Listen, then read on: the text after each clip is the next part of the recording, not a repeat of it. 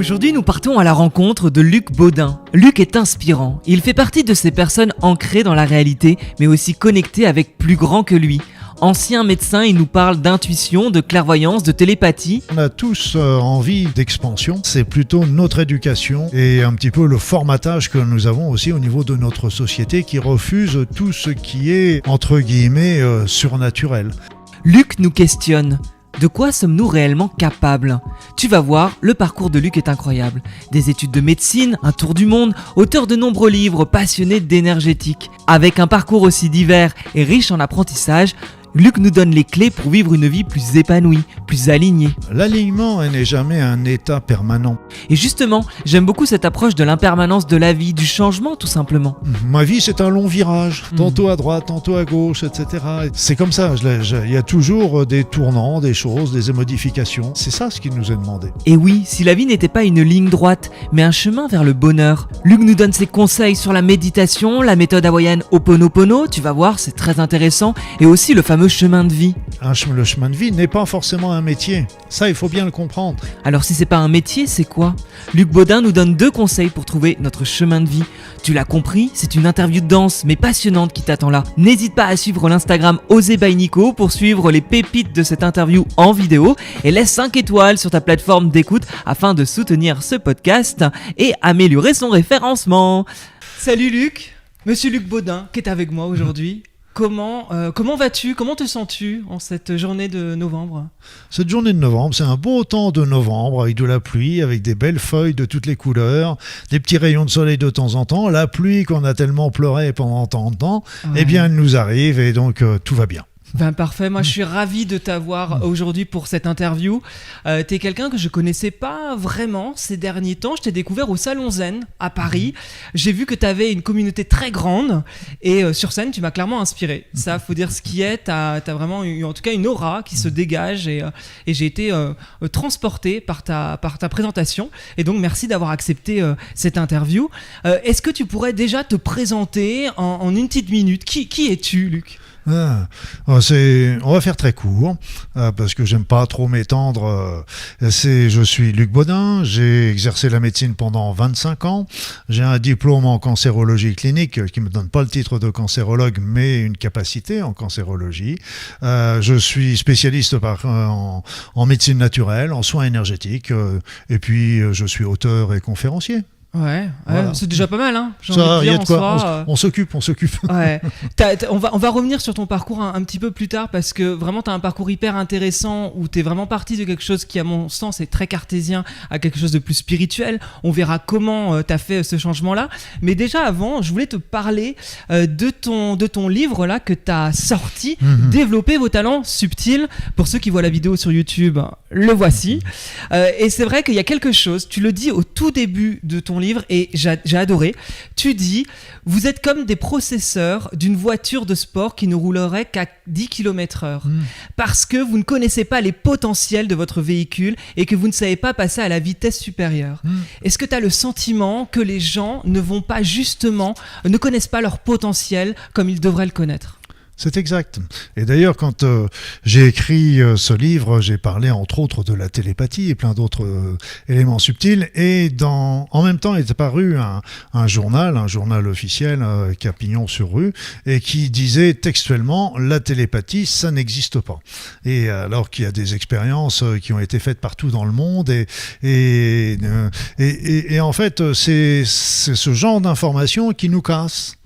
Parce que d'un seul coup on n'y croit pas, on n'y croit plus et alors qu'il y a eu des expériences qui ont été faites sur tous ces talents, la télépathie, sur la téléportation, sur la vision à distance, la télékinésie, etc. Tout ça, il y a des preuves à qui veut bien les voir. Ouais, et est-ce que tout ça n'est pas aussi une sorte de croyance ? Est-ce que ce n'est pas l'être humain qui se limite finalement à rentrer dans une sorte de case à un moment donné et qui fait qu'il se limite dans ses possibilités ?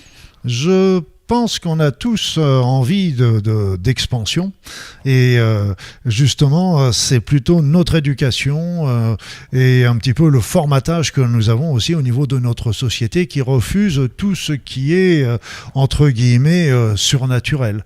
Et je crois que c'était Saint Augustin qui disait le surnaturel n'est qu'un naturel que nous n'expliquons pas encore.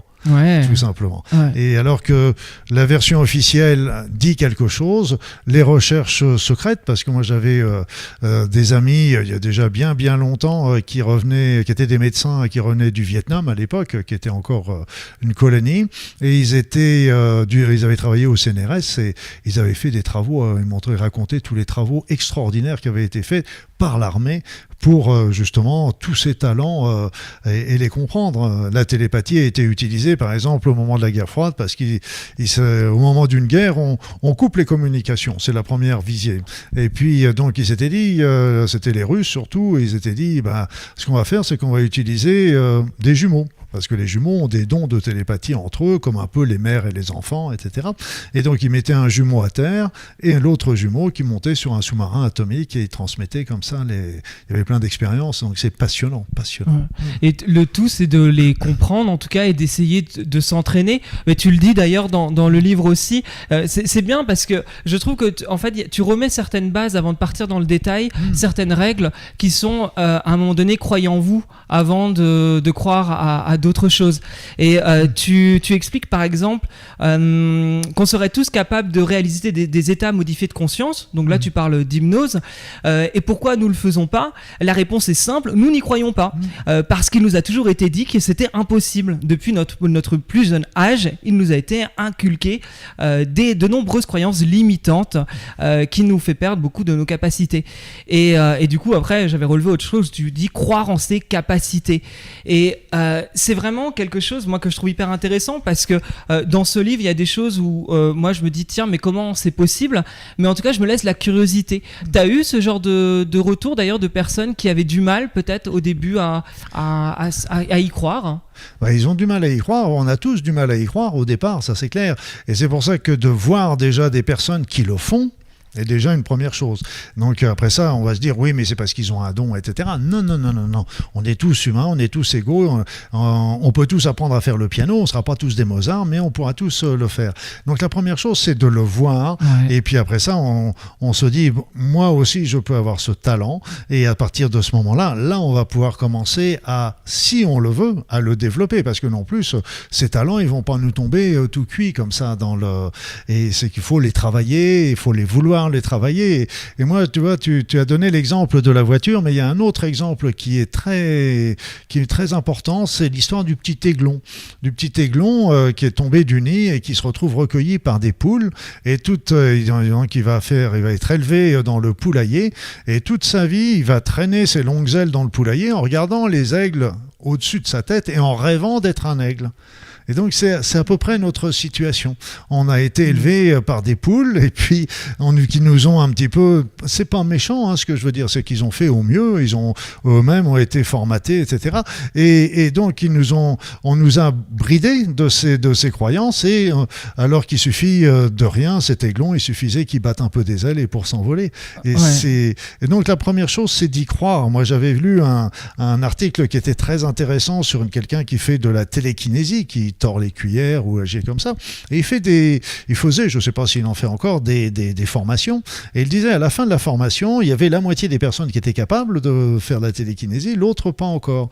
Et parce que la première partie, elles y croyaient dur comme fer. Parce que c'est pas sûr de le vouloir, mais il faut vraiment être conscient que c'est possible pour nous. Ouais. Et d'ailleurs tu parlais aussi dans le livre des neurones miroirs, de justement voir pour pouvoir le faire. Finalement le voir, ça permet de conscientiser davantage, si on peut parler de conscience, mais en tout cas de reproduire.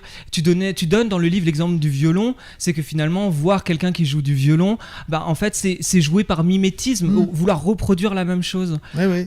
Comment tu le perçois ça? Et ça c'est parce que quand on... c'est un peu comme le petit aiglon. C'est un peu comme le petit aiglon. Et c'est-à-dire que quand on fait quelque chose, quand on s'imagine faire quelque chose, et quand on voit faire quelque chose, eh bien on fait travailler les mêmes neurones. Donc on est déjà en train d'apprendre. Donc c'est pour ça que c'est si important c'est un peu comme les langues, simplement si une langue étrangère, déjà si on baigne dans le pays, on va entendre la langue, etc. Donc ça va déjà être beaucoup plus simple que pour l'apprendre. Tout est à notre portée, c'est ça qui est important. On est et c'est un exemple, tiens, parmi d'autres, c'est les films sur les Superman et les super-héros, etc. Qu'est-ce que ça nous montre? Ça nous montre que on est attaqué par des méchants qui nous veulent du mal en tant qu'humanité et qu'il faut que ce soit des Superman qui aillent les contrer et les arrêter. Donc ça veut dire que nous, on est des nuls et que eux, il n'y a que eux qui peuvent faire quelque chose, alors que nous avons ces talents-là. Et faut arrêter de transmettre notre pouvoir. Aux autres. Ouais, tout à fait. Et tu dis d'ailleurs aussi, tu donnes 3 conseils. Moi, je trouve que ces conseils sont intéressants parce que ça me paraît simple, mais je trouve que les gens le savent peut-être, mais ne le font pas. Et tu dis pratiquer le plus possible. Je pense que dans n'importe quel domaine dans lequel on veut réussir, pratiquer, c'est essentiel. Tu dis voir quelqu'un exécuter ce talent devant soi, donc le neurone miroir, ça effectivement pareil. Et s'imaginer pratiquant ce talent ou l'activité, il est bien d'ajouter se voir pratiquer avec aisance et succès. Et on est dans la visualisation. Et à quel point la visualisation a quelque chose d'incroyable dans nos vies. Moi j'en suis assez convaincu, donc je te pose la question. La visualisation, normalement, parce qu'on peut se visualiser dans tous les états, positifs et négatifs. C'est évident, c'est le phénomène du stress d'ailleurs, on se visualise dans le stress, c'est ce qui nous fait stresser d'ailleurs, on visualise dans le stress une situation, on va être complètement débordé, alors que c'est nous qui envoyons cette pensée négative. Et l'inverse, c'est vrai, c'est que il y avait eu une expérience qui avait été faite, je crois, sur des basketteurs, et l'équipe avait été séparée en 3, une partie qui ne faisait pas d'entraînement, l'autre partie qui faisait l'entraînement habituel, le troisième partie faisait des visualisations en se voyant mettre des paniers. Et qui est-ce qui a mis le plus de paniers après? C'est les personnes qui ont fait la visualisation parce qu'ils étaient gagnants. Et ça, c'est important. Quand on le fait soi-même, on se dit oui, peut-être bien que ça va marcher, peut-être bien que oui, peut-être bien que non. Mais quand on est la visualisation, on est sûr que ça va marcher. Et c'est très très important parce que pour tous les domaines de sa vie, et que c'est comment se voit-on pour demain? Comment s'imagine-t-on pour demain? On est en train de semer des graines aujourd'hui pour ce qu'on sera demain. Et ça, c'est très important à le comprendre. Alors, on n'est pas des super-héros, c'est vrai, du moins on en jachère, mais on a des talents, on a des capacités, il faut arrêter de se focaliser sur tout le négatif qu'on peut avoir. On a des défauts, oui, mais on a les qualités des défauts aussi, il ne faut pas l'oublier non plus. Et puis, les défauts sont toujours que très relatifs, et puis s'ils sont vraiment pas relatifs, on va essayer de les améliorer dans notre vie, c'est notre rôle de cette vie. Donc, voilà. Dans ce que tu dis, tu vois, c'est intéressant parce qu'il y a toujours ce côté où, moi j'ai ce côté où, si tu veux, on est le résultat de nos choix passés. Et c'est vraiment ça. Si on visualise quelque chose de négatif, forcément, notre futur sera négatif. Mais c'est à partir du moment où on est vraiment dans une visualisation créatrice et de succès, on peut arriver à ce succès. Non pas sans travail, et tu le dis bien aussi, c'est en pratiquant. Les choses n'arrivent pas en claquant des doigts. C'est pas comme d'apprendre le piano, quand on apprend des échecs, on va apprendre tout ça. On va pas être on va pas faire des grandes parties. Moi, quand j'ai commencé à jouer des échecs, on faisait des parties qui duraient très peu, très, et à la fin, c'était des parties avec les amis qui duraient des heures parce qu'on était. Donc c'est à nous de développer ces talents, de le vouloir, mais c'est pour ça qu'il y a beaucoup de talents dans le livre. J'en décris pas mal. Ce qu'il faut, c'est vouloir déjà s'en dire, ok, je vais travailler sur ce talent, un à la fois. Et c'est pour ça que de voir, tu disais, ça fait travailler le neurone miroir, mais ça fait plus que ça. C'est qu'on voit que c'est possible. Parce que quand on parle de tordre les cuillères, la plupart des gens se rappellent de Uri Geller qui aurait soi-disant montré que c'était un trucage, etc. C'était pas Uri Geller, c'était Uri Geller qui tordait les cuillères, et je sais plus, c'était un magicien qui avait montré que c'était faux. Mais je veux dire, là il faut vraiment conscientiser que c'est du domaine du possible et qu'on a tous ces talents-là. Et là, on est aidé aussi actuellement parce qu'il y a beaucoup de choses qui évoluent. Notre niveau de conscience évolue, nos capacités psychologiques évoluent. Tout ça, ça change d'une manière extraordinaire et on n'en prend pas conscience. Et ça, c'est impressionnant, l'évolution de conscience. Toi, aujourd'hui, justement, on voit que tu as une ouverture, en tout cas, sur le monde, sur la vie. Tu as vraiment une ouverture sur la spiritualité. Pourtant, de base, tu viens pas de tout ça. Donc, tu as fait des études de médecine. Ça a été quoi un peu ta vie pour arriver à aujourd'hui être sur cette ouverture du monde ? Bon, c'est vrai que j'avais quand même fait mes études secondaires chez les franciscains. Ouais. Où j'ai été formé, déformé, puis à la fin réformé parce qu'ils m'ont dit que c'était pas la peine, parce que bon, j'étais un peu gêné malgré tout dans un certain nombre de règles et de dogmes, mais bon, ça n'appartient qu'à moi. Après ça, j'ai fait médecine, et là, alors là, on est bien formaté parce que l'être humain était vraiment qu'un amas de chair avec des réactions chimiques, etc. On parlait très très peu de l'effet du stress, etc. Tant qu'à l'effet placebo, on le négligeait complètement parce qu'on n'arrivait pas à le dominer. Et pourtant, l'effet placebo, c'est 30 à 35% de l'effet de tous les médicaments et de tous les traitements. C'est énorme. Ouais. Et donc, j'ai été bien formaté et il a fallu aussi que je baisse la tête parce que, ce qui n'est pas mon genre trop, mais j'ai baissé la tête pour avoir ce diplôme. Parce que j'entends d'ailleurs beaucoup d'étudiants qui m'envoient des mails et me disant, dites donc, je souffre parce que j'ai l'impression qu'on ne prend pas bien en compte la dimension du patient, son aspect psychologique, etc. Et puis moi, je leur donne simplement un conseil, baissez la tête, passez vos études, passez votre doctorat, puis après ça, vous ferez ce que vous voudrez. Et là, c'était un peu pareil, c'est qu'à la fin de mes études, j'avais le choix. Soit je faisais une spécialité, dermato, cardio, etc. Soit, et là, je me suis tout de suite orienté vers les médecines naturelles. Donc quand j'ai commencé à exercer ce qu'on appelle aujourd'hui la médecine générale, moi j'appelais ça plutôt la médecine de famille à l'époque, parce qu'on soignait la famille, on faisait partie de la famille, ce qui a plutôt complètement disparu aujourd'hui, mais c'est ni bien ni mal, hein, c'est comme ça. Et donc là j'ai tout de suite fait l'acupuncture, l'homéopathie et la sophrologie. Mais il y a un secret entre les deux. Mais quel est-il ? Entre le moment où j'ai eu mon doctorat, j'ai fait plein de remplacements, etc. Et puis au moment où j'ai fait mon doctorat et le moment où je me suis installé, il y a 1 an et demi. Et 1 an et demi, j'ai fait le tour du monde avec mon sac à dos sur le dos, avec le routard. Est-ce que ça change pas une vie, un tour du monde comme ça ? Oui, ça change une vie. Ça m'a donné... C'était le moment où j'ai été le plus libre de ma vie. Le plus libre. J'avais aucune attache, rien du tout. Et ça t'a apporté quoi, cette liberté et ce tour du monde ? Alors ce tour du monde, c'est ce que je me suis posé en revenant. Poser la question en revenant. Et ça m'a apporté en fin de compte 2 choses. La première chose, c'est que je me suis aperçu, là j'étais routard, donc j'étais dans tous les trucs, les meilleurs marchés, etc.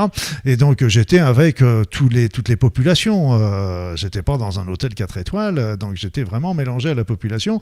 Et ce que je me suis aperçu, c'est que dans tous les pays du monde, toutes les personnes, à quoi elles rêvent ? Elles rêvent ce qu'on rêve, nous aussi.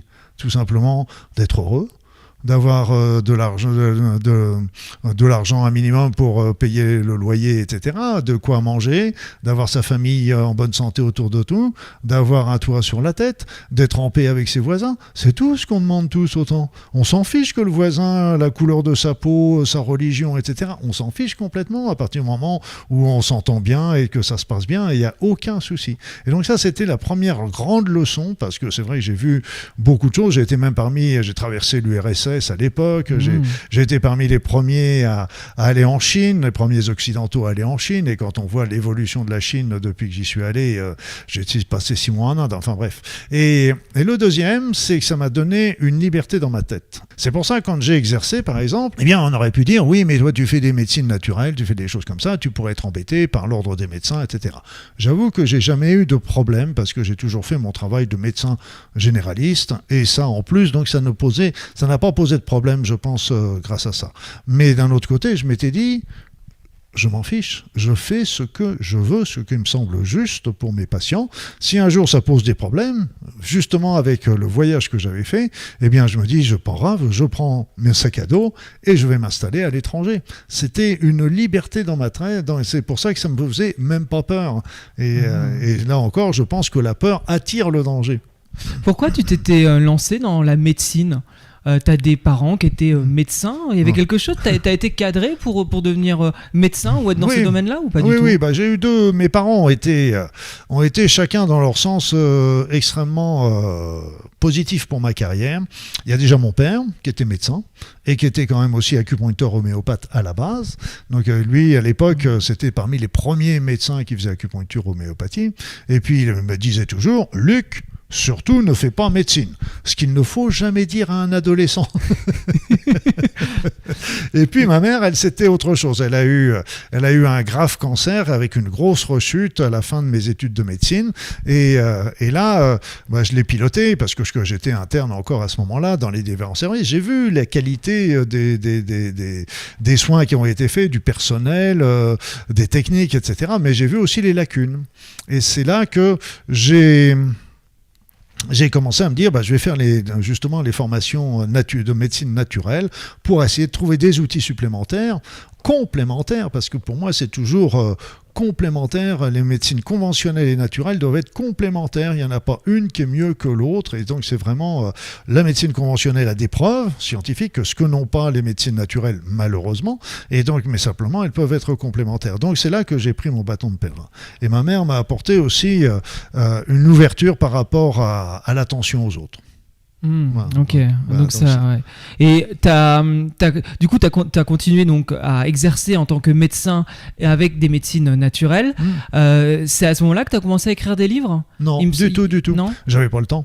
Ouais. J'avais aucun temps parce que c'était un travail à 100% parce que je faisais des gardes de dimanche, de week-end, mes formations continues, mes formations en médecine naturelle, la compta, etc. Pendant combien d'années tu fais ça ? 25 ans. 25 ans. C'est-à-dire que je l'ai fait, j'ai fait une vingtaine d'années pour commencer, je sais plus, 20, 22 ans. Et puis, à un moment, alors que c'était un travail, j'adorais ce travail. Mais c'était, pendant toutes ces années, je peux dire que si j'en suis arrivé ici aujourd'hui, c'est grâce à mes patients. Parce qu'ils m'ont transmis un grand nombre d'informations, de choses. Ils m'indiquaient des bouquins, ils m'indiquaient des trucs, etc., des vécus qu'ils avaient eus. C'est pour ça que je m'étais intéressé, par exemple, ce qu'on appelait à l'époque les NDE, les Near Death Experiences, qu'on appelle maintenant les états de mort imminente. Mais les patients me racontaient le leur. Et à l'époque, c'était caché. Mais ils me faisaient confiance. Et donc, ils m'ont apporté plein de choses, ces patients. Mais à un moment, l'alchimie disparaissait. Elle est disparue. Il n'y avait plus cet échange. Les patients ont changé, la médecine a changé, l'ordinateur est arrivé donc c'est devenu de plus en plus technique et d'un seul coup, je me suis plus reconnu dans la médecine. Est-ce que tu n'étais plus aligné justement ? On peut parler d'alignement. J'étais plus aligné ou ce qu'on me demandait de faire ne correspondait plus. Ouais. Parce qu'on avait des références médicales opposables qu'il fallait dire que quand il y avait un patient qui avait telle maladie, on se devait lui donner tel ou tel médicament, etc. Et moi qui donnais des médecines naturelles, et puis en plus, je me rappelle, j'avais une patiente pharmacienne, elle me dit, docteur Baudin, ne vous tracassez pas, tous les médicaments qui sont déremboursés, eh bien, c'est ceux que vous prescrivez. Donc, voilà. Donc, je me suis pas, alors, j'ai lâché, dans un premier temps. J'ai lâché, et puis c'est là que j'en ai profité pour faire des choses que je n'avais pas eu le temps de faire. Donc, c'est là que j'ai commencé à faire une mission humanitaire au Tibet. C'est là que j'ai été faire ma formation en cancérologie. Voilà. Et c'est là que j'ai commencé à écrire mon premier bouquin sur le cancer, et qui faisait 700 pages. Juste ça. Petit livre. Je sais pas pourquoi livre de plage, l'été. Je sais pas pourquoi il y a eu aucun éditeur qui l'a pris. Alors après ça, je l'ai ressorti, mais en petits morceaux, je dirais fractionnés. Là, j'en ai ressorti un autre sur le cancer, mais c'est une synthèse. Là, il fait pas 700 pages, il doit faire 200 ou 250 pages. Mais donc j'ai commencé à refaire des choses qui me plaisaient. Et puis quand même, la médecine me manquait parce que voilà. Et je me rappelle, j'avais eu un accident qui m'a beaucoup arrêté dans mes activités que j'étais fait à ce moment-là. Et c'est là, d'ailleurs, avec mon plâtre, que j'ai commencé à écrire ce premier bouquin. Qu'est-ce que ça veut dire quand un accident comme ça qui nous arrête dans notre vie? Ah bah c'est très simple. Il y avait un signe, hein? Ah bah évidemment. Évidemment, c'est que, et je peux dire merci à cet accident.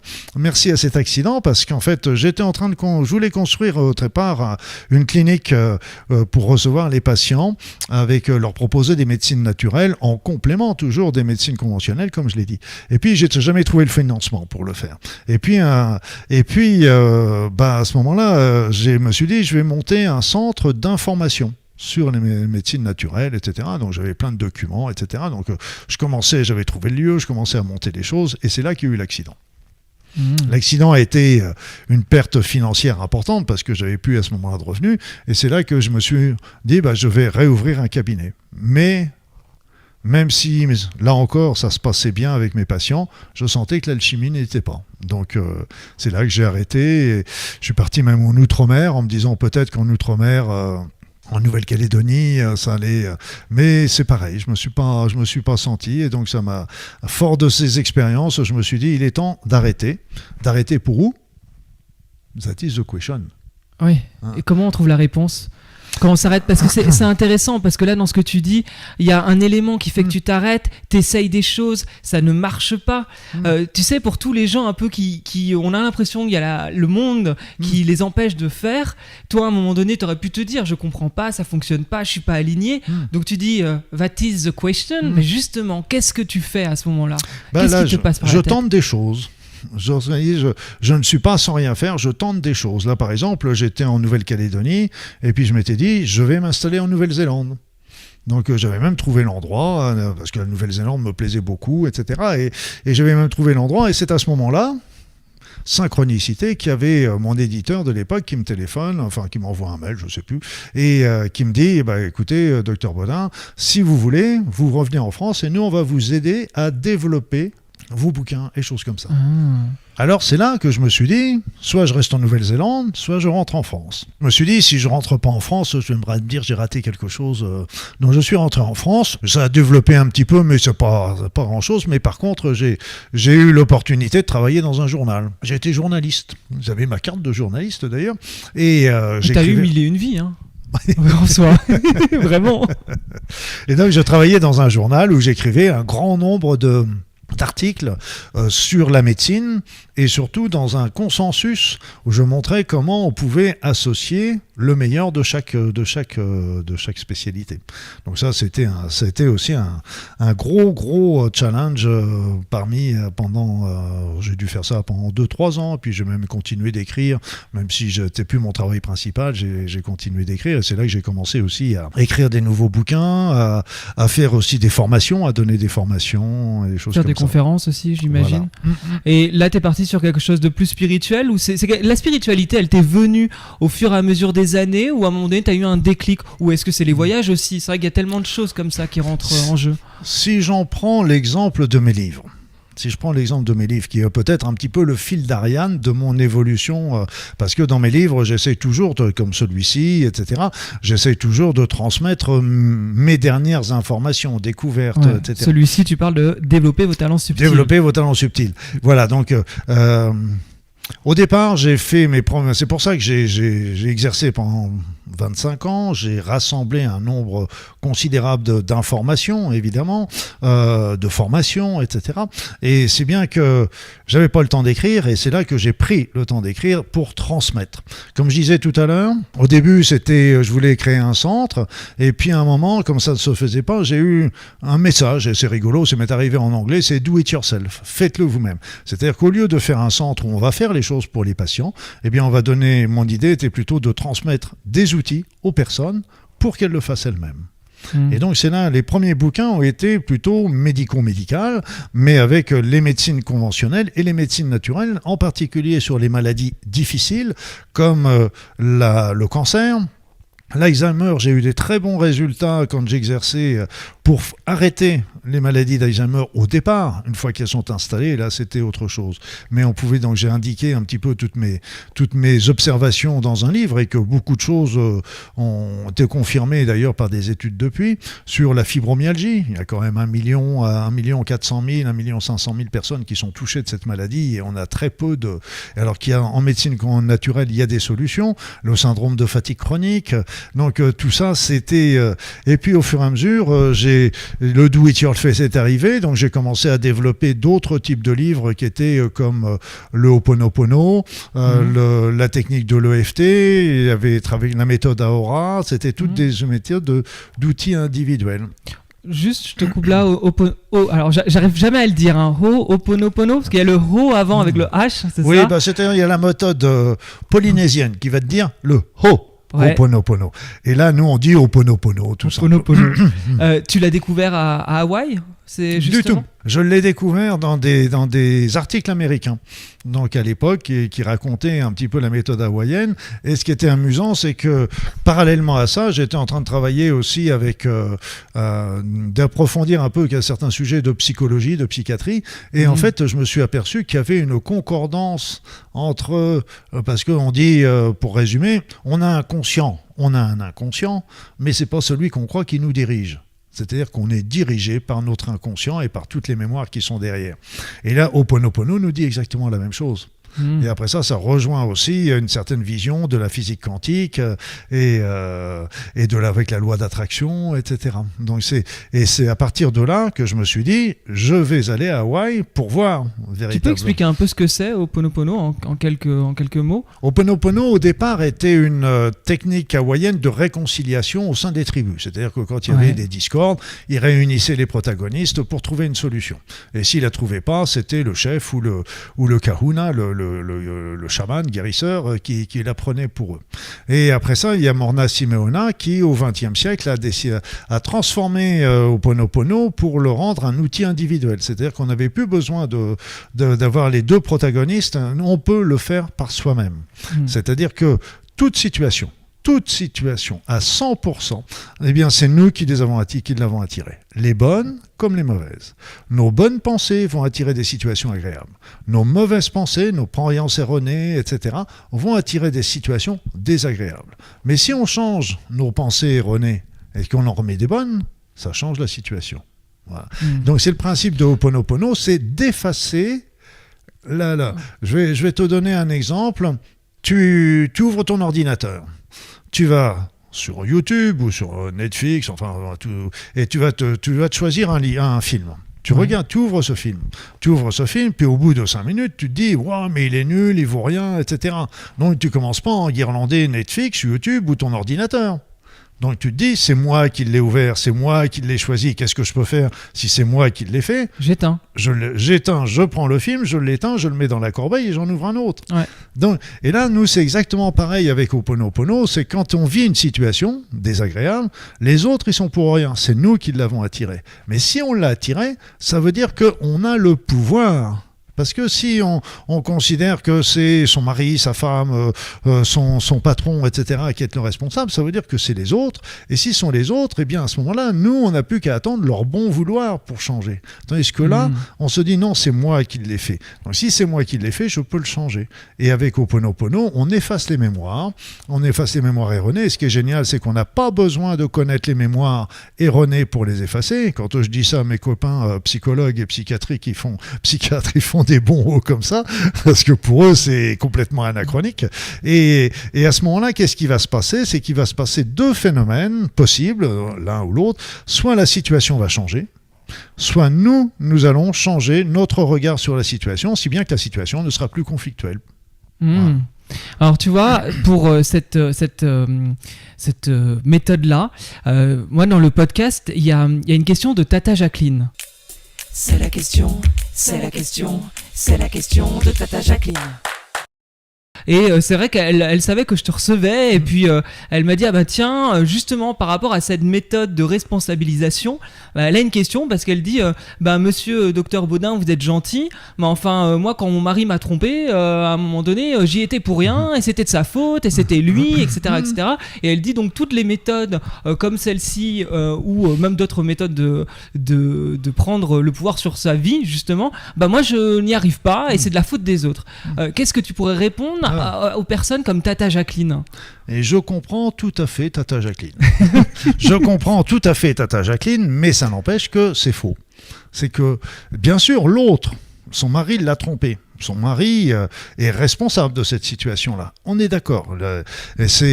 Mais ça n'empêche que c'est elle qui a attiré cette situation-là dans sa vie. Donc, ce qu'il faut bien comprendre, c'est que le mari a fait... Ça, après ça, on parle de faute ou choses comme ça, mais ça, c'est pas, je rentrerai pas dans ce débat-là parce que ça devient trop compliqué. Mais ça n'empêche que, moi, je donne un exemple. Il y avait du même genre, une femme que je connaissais qui était mariée. Après quelques années de mariage, son mari s'est mis à la taper. Divorce. Quelques temps plus tard, elle retrouve un autre homme, elle refait sa vie, un autre homme différent, mais quelques années plus tard, il se remet à la taper elle aussi. Donc évidemment, d'un seul coup, redivorce, et puis elle se dit « Oh là là, il n'est plus question de... » Et donc malgré tout, elle retrouve un petit copain, il ne se marie pas, mais il retrouve un petit copain, et justement, ce petit copain se met à la taper à la gueule. Et puis à la fin, elle dit « Moi les hommes, j'en ai jusqu'ici, je vais vivre toute seule avec mon fils, qui s'est mis à la taper. » Donc c'est vrai que tous ces hommes sont coupables. Ouais. Ça ne doit pas les dégager de la responsabilité de ce qu'ils ont fait. Ces hommes sont coupables. Mais ça n'empêche que il y a beaucoup de femmes, Dieu merci, qui ne se font pas taper. Il y en a beaucoup en France malheureusement, mais il y en a pas. J'espère que c'est pas la majorité. Et ça veut dire que si on vit cette situation-là, c'est que on a une croyance, un programme, une valeur qui a attiré cette situation-là dans sa vie. Et ça, c'est très important de l'accepter, et c'est le côté le plus difficile de Ho'oponopono, parce que si on ne l'accepte pas, on devient la victime et on ne peut plus rien faire. Si on l'accepte, on peut changer sa vision des choses. Et ça, c'est très, très important. Donc, quand tu parles de ça, tu sous-entends donc on a le pouvoir, en tout cas, sur notre vie.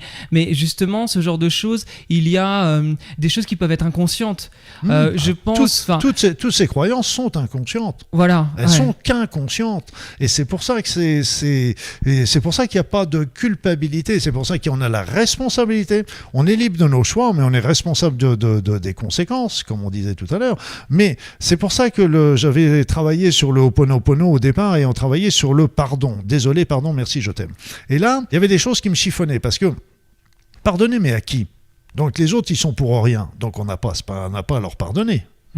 Mais si on se dit on va se pardonner à soi-même, oui, d'accord, mais on l'a fait d'une manière inconsciente, involontaire. C'est-à-dire que cette femme, elle ne va pas s'amuser à penser tiens, j'aimerais bien que mon mari me trompe aujourd'hui. C'est évident qu'elle ne l'a pas fait sciemment, volontairement. Et c'est une pensée inconsciente. Et comme je le disais tout à l'heure, on est dominé par notre inconscient. Et souvent, le conscient n'est là que pour donner le change. Quand il y avait une femme comme ça qui avait 2 emplois possibles, un emploi qui était lucratif et qui pouvait lui donner une belle promotion, mais qui était à 50 km. L'autre emploi qui était plutôt subalterne et qui resterait toujours sans possibilité d'évolution au cours des années, mais qui était au pied de sa maison. Et elle a décidé de choisir celui qui était au pied de sa maison. Parce qu'elle s'est dit, c'est pratique, je suis juste à côté, j'ai pas besoin de voiture, il n'y a pas besoin de trajet, etc. Oui, ça c'est le conscient qui lui dit ça. Mais inconsciemment, il y avait un autre programme, un programme important, qui avait été inculqué depuis sa tendre enfance, qui lui disait qu'elle était nulle et qu'elle n'arriverait jamais à rien. Et combien d'enfants reçoivent ces informations-là? Et donc toutes les situations vont amener vont répondre à cette pensée inconsciente. Mais c'est vrai que quand moi je réfléchis même à ma vie, il y a plusieurs situations qui reviennent et qui reviennent et qui reviennent. Tout à fait. Je sais pas pourquoi je les attire, mais en tout cas ça arrive. J'ai notamment, tu vois, un truc qui peut paraître bête comme ça, mais j'ai un souci avec le bruit. Je suis très facilement dérangé par le bruit. J'ai toujours un voisin qui va faire du bruit à 3h du matin. Je peux déménager, j'aurai autre chose qui va faire du bruit, ou je vais déménager dans un super appart et il y a des travaux travaux, ils vont refaire la toiture et pendant 3 mois, je vais avoir du bruit. Et des fois, je me dis, mais comment ça se fait que j'attire ce bruit? Et je me dis, il y a peut-être un truc à comprendre. Parce que pourquoi ça revient et ça revient? Il y a deux aspects. Déjà, il est intéressant de ce qu'on appelle de rechercher un programmant. Est-ce que tu n'as pas, dans ton enfance, vécu un bruit énorme qui t'a fait une peur atroce à ce moment-là? Et donc ça peut être... Et là, que tu revives, à chaque fois qu'il y a du bruit, tu revis inconsciemment ce que tu as vécu. Après ça, on retombe ça c'est l'autre côté, c'est quand il y a par exemple des problèmes auditifs. Auditifs, c'est quand on ne veut pas entendre certaines choses, ou qu'on a entendu certaines choses qu'on ne voulait pas entendre. Donc, et donc ça, c'est le côté audition, ça. Mais dans ton cas, moi, je regarderais en première intention de remonter sur ce qu'on appelle le programmant, c'est-à-dire quelque chose que tu as vécu. Je voyais ça avec des personnes qui avaient, par exemple, la peur de l'eau, et puis d'un seul coup, elles se sont rappelées quand elles étaient gamines, elles ont manqué de se noyer, par exemple. Mais comme c'était très violent, elles ont occulté ce souvenir. Elles ne s'en souvenaient plus d'une manière très consciente et il a fallu qu'elles replongent dessus. J'ai même vu le cas comme ça d'une femme, mais c'était impressionnant parce que elle avait un problème, un gros problème de séparation, un conflit de séparation comme on l'appelle. Et en travaillant, j'en avais retrouvé plutôt que le programmant pouvait arriver vers l'âge de 7 ans. Elle me dit, il n'y a rien du tout à 7 ans. Rien du tout se passait bien, etc. Et la fois suivante, elle est revenue en me disant « Oui, il y a bien eu un truc, mais je pense pas que ce soit ça. » Et tiens-toi bien, elle me dit « Il y a mon frère jumeau qui est mort. » Mais si tu veux, même en le revoyant, c'était tellement, et c'est toujours tellement douloureux qu'elle refuse. C'est normal, c'est un processus de défense qu'on a tous. Parce que tant que le problème n'est pas solutionné, on le balance dans l'inconscient pour ne pas s'en rappeler. Parce que l'inconscient est en tout cas très fort aussi pour mettre sous cloche certains événements et effectivement ensuite on se retrouve... Et c'est pour ça que là, tu parlais par exemple de l'hypnose. Alors je ne conseillerais pas de le faire parce que moi j'ai connu qu'une seule personne qui le faisait, mais c'est une personne très compétente et qui était psychiatre, donc c'est pour dire. Mais avec l'hypnose, on peut très facilement faire revenir la personne au moment de justement par exemple du programmant.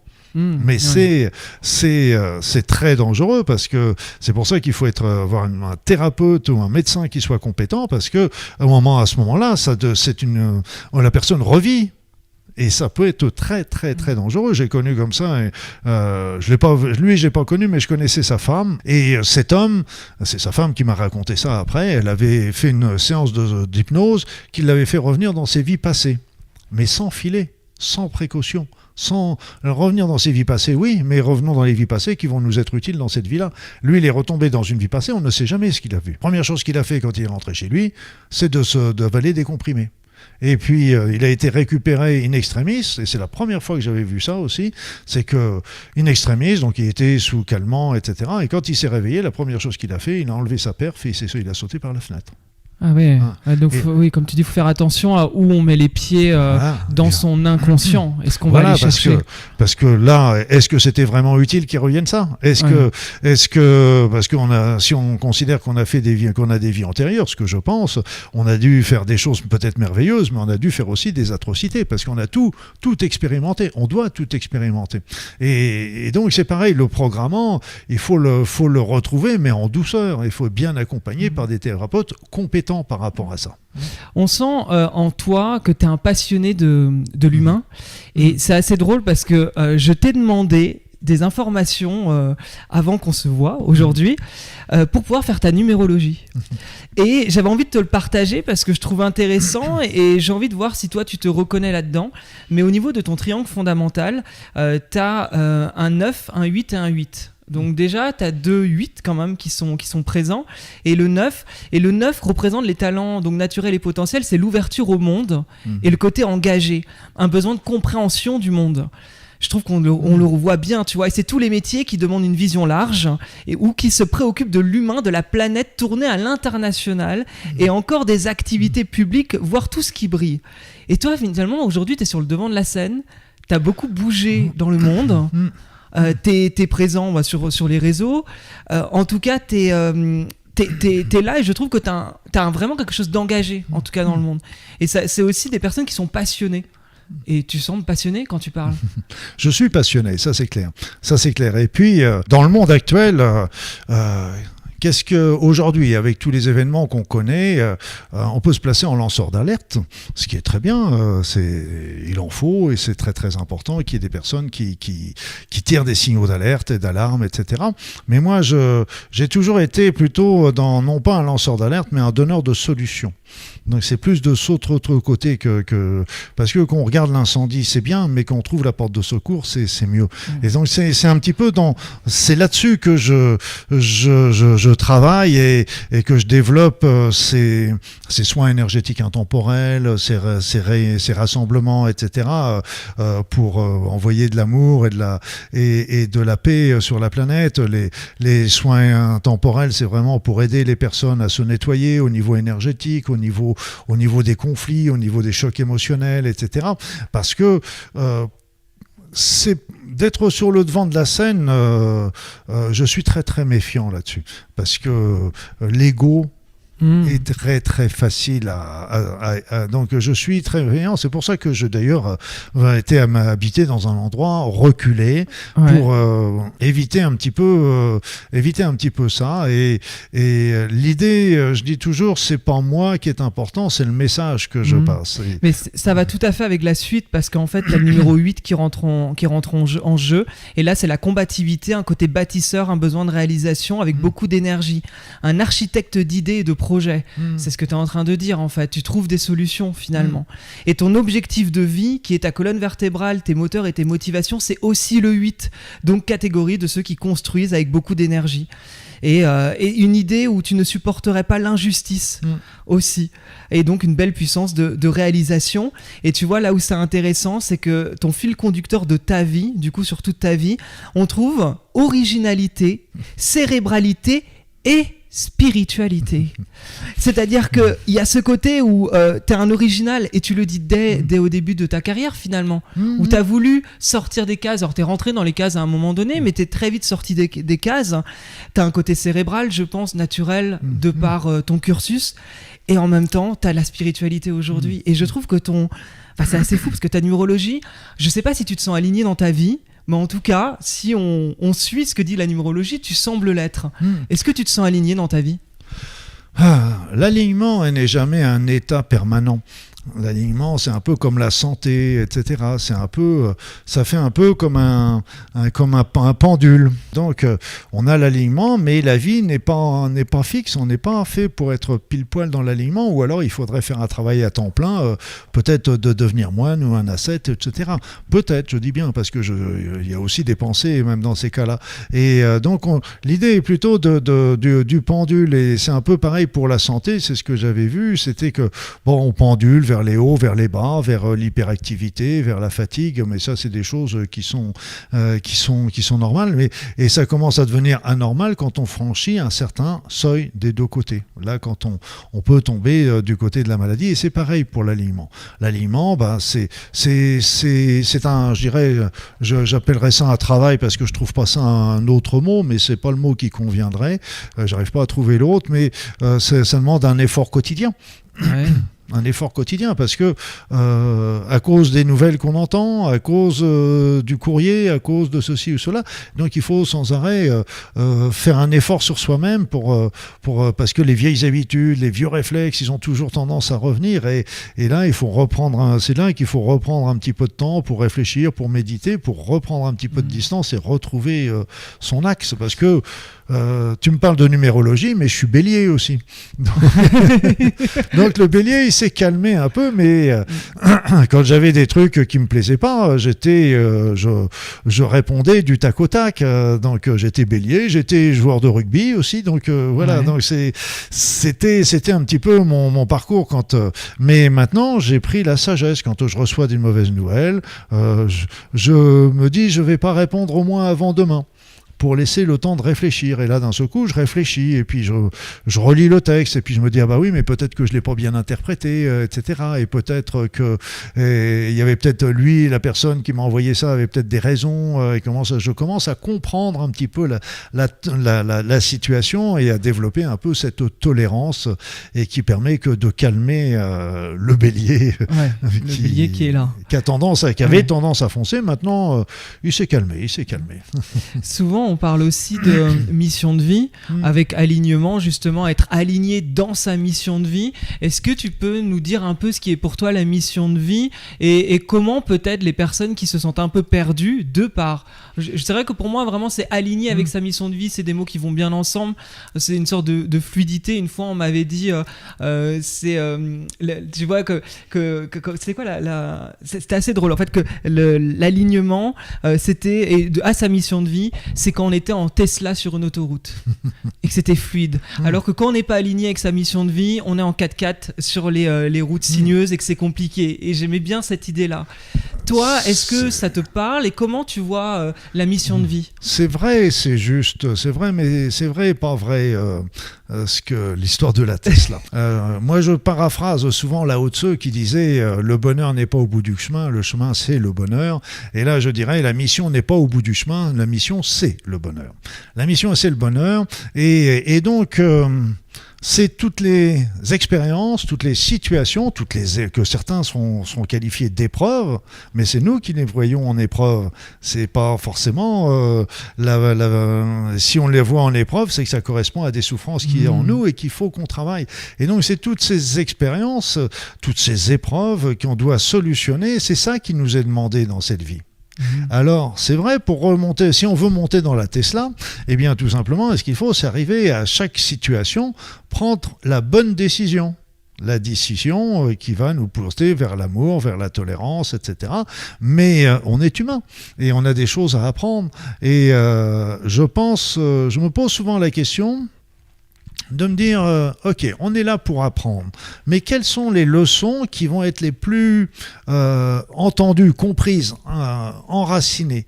Est-ce que on prend une solution et ça se passe bien ? Oui, bon, on est content, oui, c'est bien, etc. Mais si on prend une solution et que ça se passe mal, là, on souffre. Là, on comprend, mais à la dure école de la vie. Et si on est assez intelligent, on s'aperçoit qu'on s'est trompé. Et à ce moment-là, on va changer notre décision. C'est ça ce qui nous est demandé. Et c'est pour ça qu'il y avait Mandela, il disait « Je ne perds jamais ». Soit je gagne, j'ai pris la bonne décision, soit je perds, et à ce moment-là, j'ai pris la mauvaise, mais je reviens et j'apprends. Mais dans quelle situation on va apprendre le mieux ? Oui, tout à fait. Ouais. Et c'est pour ça que je dis souvent, l'ombre travaille souvent pour la lumière. Voilà.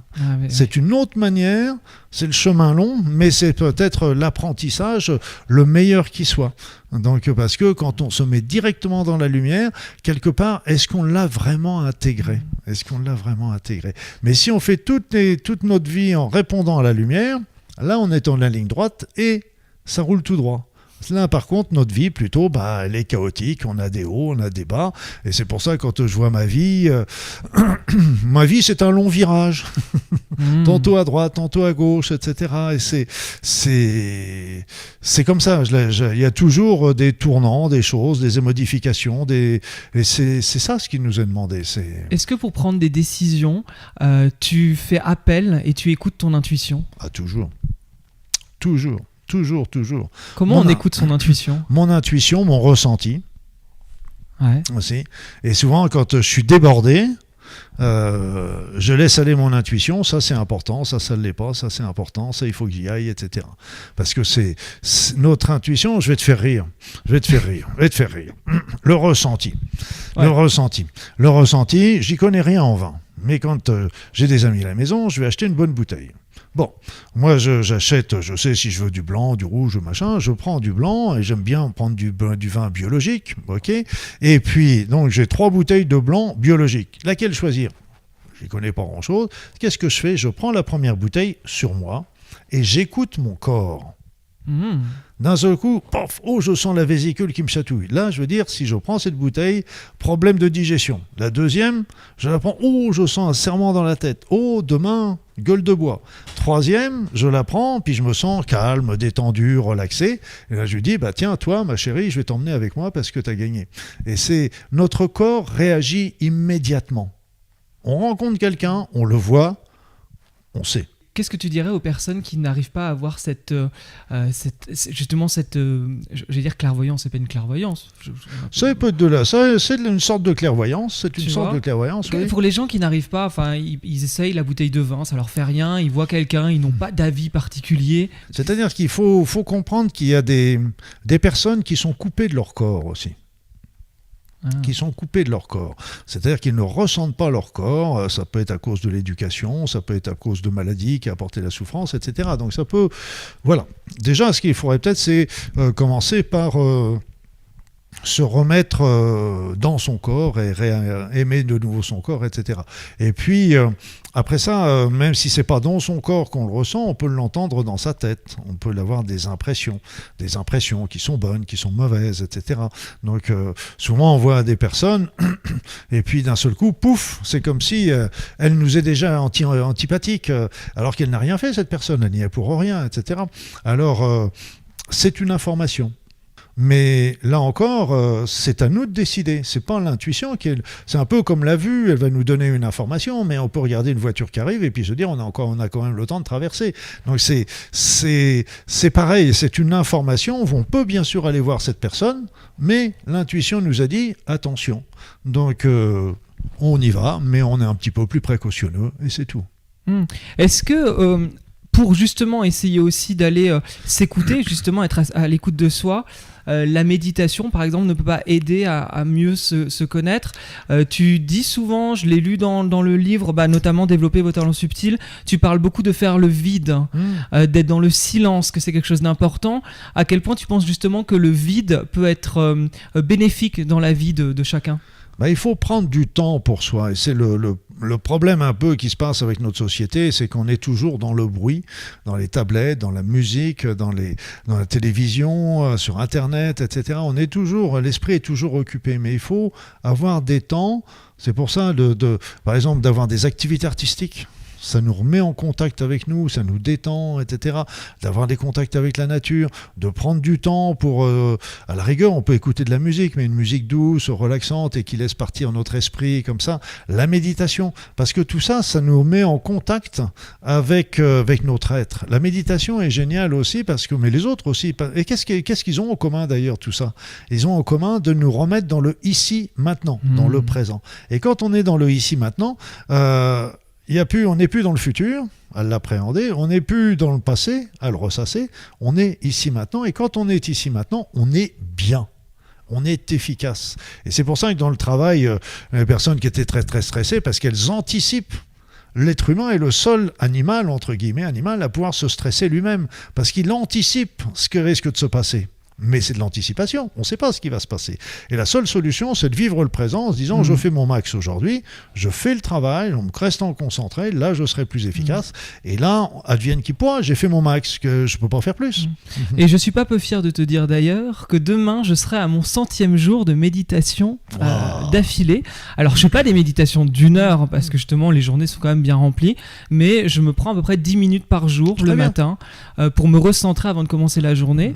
Et tu vois, même avant de te voir, là je suis arrivé un peu vite parce que justement j'ai eu un problème de train, enfin je t'ai expliqué, j'ai eu droit à l'arbre, le TER qui fonce dessus, les vaches sur la voie, etc.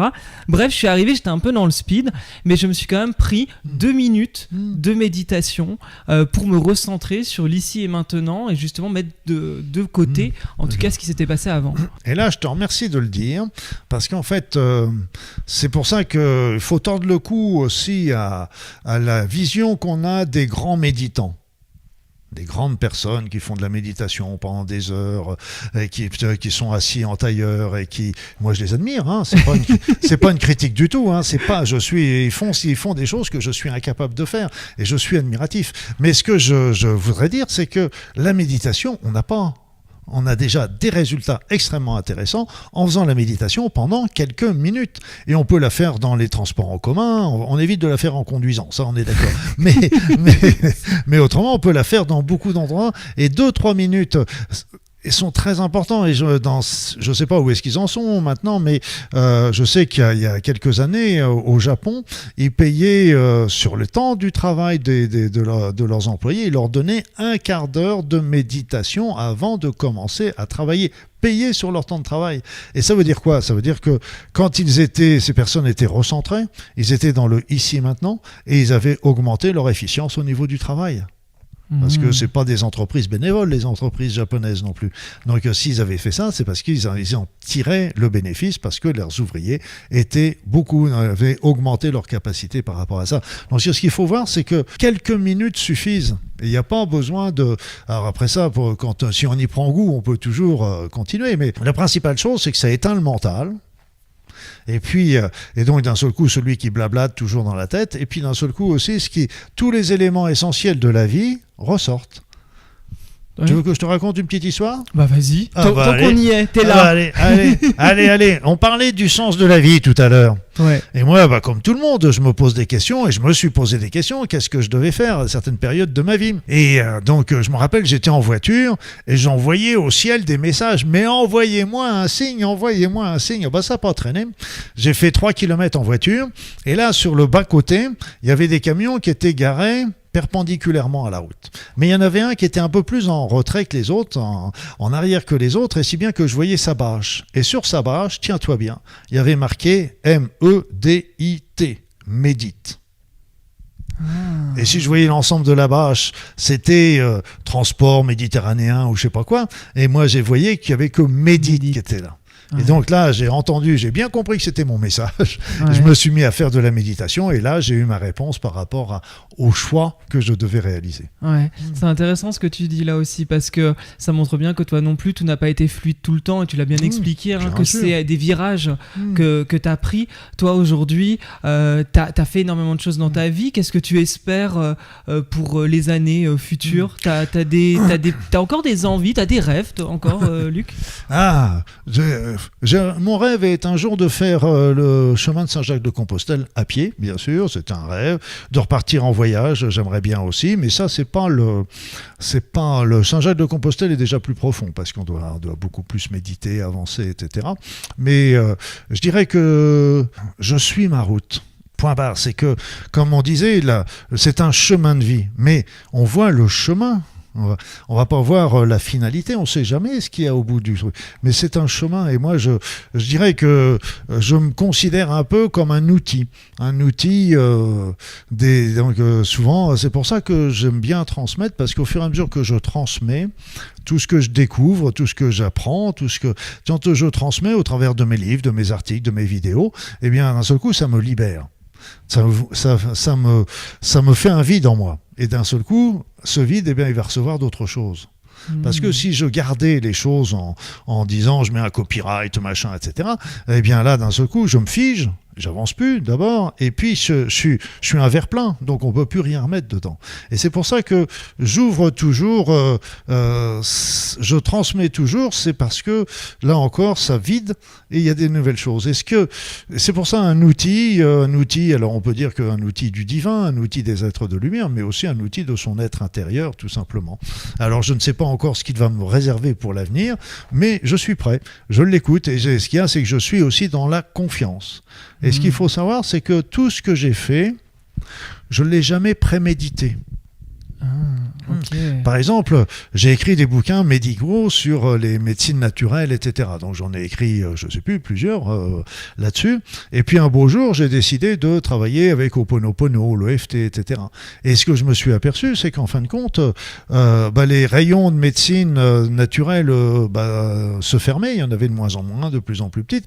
Et le développement personnel s'ouvrait. Mais moi, j'ai pas fait ça il y avait pas j'avais envie d'écrire ce livre, j'ai écrit ce livre. Donc c'est là aussi que je vraiment remercie Très Daniel qui est mon éditeur fétiche parce que il me laisse libre des choix de mes livres, de suivre tes envies, j'ai l'impression. En fait. De mes envies, de mes inspirations. Voilà, de t'écouter à chaque fois et d'aller vers ce qui te plaît. Voilà, et je compatis par contre avec pour les libraires parce qu'à chaque fois qu'ils doivent recevoir un nouveau bouquin de moi, ils vont se dire oui, dans quelle catégorie on va le mettre encore. Parce que j'ai écrit aussi des romans. Ah, ok. Ah bah, tu vois, ça m'avait échappé, pour le coup. Il y en a un qui est waouh par rapport à la situation actuelle et qui s'appelle Projet Humana. Projet Humana, ok. Hein, mais il faut pas l'acheter.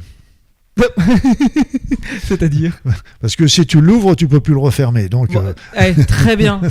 Bah, dès demain, j'achèterai. Alors. Ah oui, parce que et là c'est amusant parce que il y a eu deux réactions qui m'ont éberlué, parce que c'est un bouquin de fiction, mais de fiction actuelle, du monde présent, et qui était complètement écrit sous l'inspire. C'est-à-dire que quand j'ai commencé le premier chapitre, là encore, c'est comme la mission de vie, je savais pas où j'allais. Et donc il y a une personne qui m'a envoyé un mail une fois, puis il m'a dit, moi je suis radiesthésiste et j'ai checké votre bouquin, et ce qui est incroyable, c'est que dans le bouquin, il y a 95% des choses que vous racontez sont vraies. Et c'est juste parce que moi j'ai écrit, il y avait plein d'informations que j'ai transmises dans ce bouquin qui sont justes en ce sens, mais j'ai pas voulu écrire un bouquin parce que c'était fastidieux à écrire tout avec toutes les références, etc. Puis moi j'aimais bien le côté ludique. Donc ça c'est un bouquin complètement d'anticipation mais qui est très collant à l'actualité actuelle. Et l'autre chose, alors là aussi ça m'a encore plus scié, c'était une femme qui m'envoie un mail un jour en me disant, écoutez, j'ai lu votre livre, alors que c'est pas du tout médical, il y a une toute petite partie, il y a peut-être un demi-chapitre qui se passe dans un hôpital et c'est tout. Elle me dit, écoutez, j'ai un cancer du sein, j'ai lu votre bouquin et maintenant en lisant ce bouquin j'ai compris que rien n'arrive jamais par hasard et qu'il y a toujours de l'espoir. Parce que derrière les bouquins, il y a toujours aussi un aspect philosophique des pensées qui sont là et qui montrent aussi comment dans certaines situations on peut peut-être solutionner le problème sans avoir forcément recours à la force. Ok. C'est intéressant. Voilà, donc c'est parce que de dire ça dans les articles, etc., c'est bien, mais de le mettre en situation, je dirais quelque part, est aussi intéressant. Donc, voilà, mais enfin, ce que je dis toujours, c'est si les lecteurs prennent autant de plaisir pour le lire que moi de l'écrire, tout va très bien. Ouais. On arrive bientôt à la fin de l'interview. Oh non. Ouais, déjà, ça fait déjà je pense, franchement, les gens qui sont arrivés jusqu'à cette partie-là, bravo, c'est que franchement, ça les passionne et tant mieux, parce que moi, ça me passionne et honnêtement, je pourrais repartir pour une autre heure, mais on en refera une. Voilà. Tu sais, pour ce podcast, moi, c'est vraiment l'essence, c'est oser. Pour moi, on n'a rien dans la vie si on n'ose pas, et je voudrais savoir qu'est-ce que tu as osé de plus grand dans ta vie. T'as osé, mais qu'as-tu vraiment osé de plus grand ? Il y a une personne qui m'avait demandé qu'est-ce que j'avais fait de plus beau, je crois que c'était mes 2 enfants. Donc ça c'était vraiment ce que j'ai...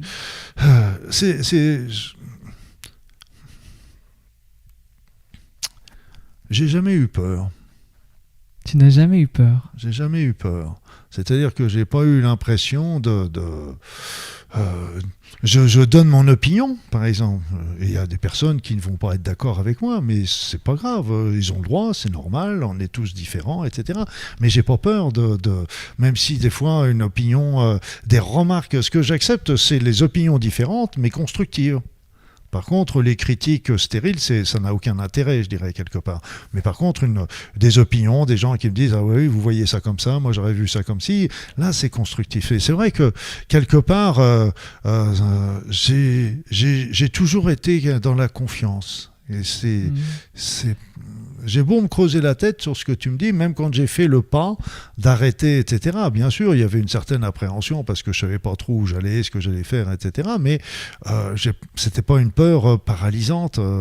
Est-ce que finalement, c'est pas oser être authentique ? Oui, parce que j'étais, comme tu disais tout à l'heure, je pense que j'étais aligné. Aligné, tout simplement.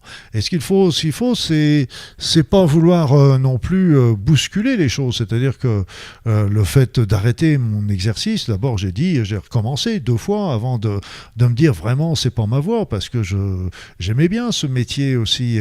Et il faut pas bousculer les choses, c'est-à-dire qu'il faut les laisser mûrir. Les choses montent, chauffent, s'évolent, et à un moment, ça devient une évidence. Et ce que je voulais dire aussi par rapport à la mission de vie, Moi, j'appelle pas ça la mission de vie, j'appelle ça le chemin de vie parce que ça me paraît plus juste. Ce qu'il faut bien comprendre, tiens, j'en ai perdu le fil là, de ce que je voulais dire. C'est dommage, c'était intéressant. Oui, ça avait l'air. On parlait d'oser, t'étais aligné. Oui, t'étais aligné. Bon, j'étais aligné. Oui, dans ce chemin de vie, on ne voit jamais le bout, donc on voit les premières étapes. Et c'est quand on travaille, par exemple, la technique avec l'enfant intérieur que je montre dans les soins énergétiques. On nous donne pas la finalité, on nous demande on nous montre la direction. Et puis, c'est vrai que c'est un peu comme dans la tempête. On a le phare debout. On sait qu'on a envie. Moi, ce que j'ai envie de faire, c'est de rester dans la lumière, c'est de développer. Je me sens bien quand je prie, quand je médite, quand je fais aussi pas mal de choses au niveau des armes, etc. Et donc tout ça, je me sens bien quand je l'ai fait. Donc j'ai envie de continuer d'avancer de ce côté-là, mais je sais que la vie va me réserver plein de belles choses et plein de surprises. Et ça ne me fait pas peur. Oui, ce que je voulais dire tout à l'heure, ça me revient, Ouais. c'est que c'est le chemin de vie, ok, mais le chemin de vie n'est pas forcément un métier. Ça, il faut bien le comprendre. C'est une direction. C'est une direction. On peut avoir un métier dans la vie moderne. Il faut bien de l'argent pour vivre. Hein. Je veux dire, on n'est pas fait pour vivre d'eau et d'air et d'eau fraîche. Et donc, on peut avoir un métier pour vivre, mais à faire à côté, monter à côté des activités qui vont remplir notre chemin de vie.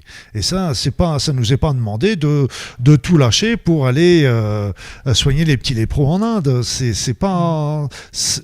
Ce qu'il faut, c'est... Allez, je vais donner 2 conseils pour les personnes qui cherchent leur chemin de vie. Le premier conseil, c'est qu'il n'y a pas de chemin de vie sans amour. Ça n'existe pas. On est là sur cette terre pour apprendre l'amour, développer l'amour, vivre l'amour, et quand on est dans l'amour, eh bien tout simplement, on est bien. Donc ce qu'il faut bien comprendre, c'est que la notion d'être bien, d'être heureux, etc. est très important, parce que quand on est bien, quand on est heureux, ça veut dire qu'on est sur notre route. Quand on est malheureux, quand on est triste, quand il y a des choses qui grincent, ça veut dire qu'on n'est pas sur notre route. Mais dans ce cas-là, il n'y a pas besoin de tout changer, il suffit simplement de modifier certaines choses pour revenir sur son chemin. Il n'y a pas besoin de tout casser, de tout transformer. On fait le point un petit peu pour savoir ce qui nous pèse et on essaye de le soulager, de le supprimer, et puis on fait le point. Et ça, c'est le deuxième élément, c'est que quand on est sur son chemin de vie, je disais, on est bien et on est heureux. Donc, quand vous avez des choix à faire, eh bien, choisissez toujours prenez toujours les décisions dans l'amour. Vous verrez que ça deviendra très très simple à prendre des décisions. Deuxièmement, choisissez toujours le chemin qui vous rendra heureux, heureuse. Parce que quand on n'est pas heureux, heureuse, on n'est pas sur son chemin de vie. On n'est pas fait pour vivre dans la souffrance. D'ailleurs, moi je dis toujours en plaisantant, la bonne preuve, c'est pourquoi on n'est pas fait pour vivre dans la souffrance. Eh ben parce que ça fait mal.